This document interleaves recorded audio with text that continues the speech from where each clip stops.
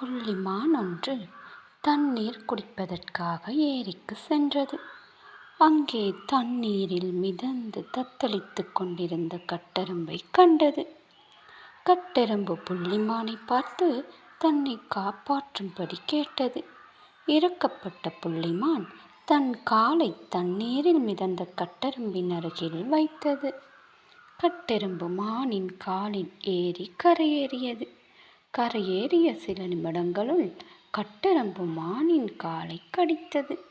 புள்ளிமான் வலி தாங்க முடியாமல் அவ்விடத்தை விட்டு வேகமாக ஓடியது. புள்ளிமானுக்கு கட்டெறும்பு கடித்ததற்கான காரணம் புரியவில்லை. சிறிது நேரத்தின் பின்னர் புள்ளிமான் என்ற இடத்தை கட்டெறும்பு சென்றடைந்தது. புள்ளிமான் கட்டெறும்பை பார்த்து, "உன்னை காப்பாற்றியதற்கு நீ எனக்கு காட்டிய நன்றி கடன் இதுதானா?" என்று பரிதாப குரலில் கேட்டது. அதற்கு கட்டெறும்பு, "நான் அந்தளவுக்கு மோசமானவன் இல்லை. எனக்கும் நன்றி உண்டு. நான் உன்னை கடித்திருக்காவிட்டால் நீ இவ்வளவு தூரம் ஓடி வந்திருக்க மாட்டாய்.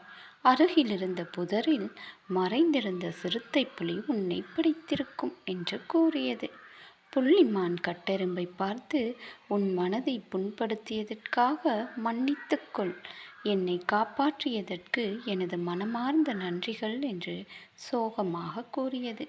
மௌனமாக கேட்டுக்கொண்டிருந்த கட்டெறும்பு, "என்னை தண்ணீரில் இருந்து காப்பாற்றியதற்கு இதயங்கனிந்த நன்றிகள்" என்று கூறி விடை பெற்று சென்றது.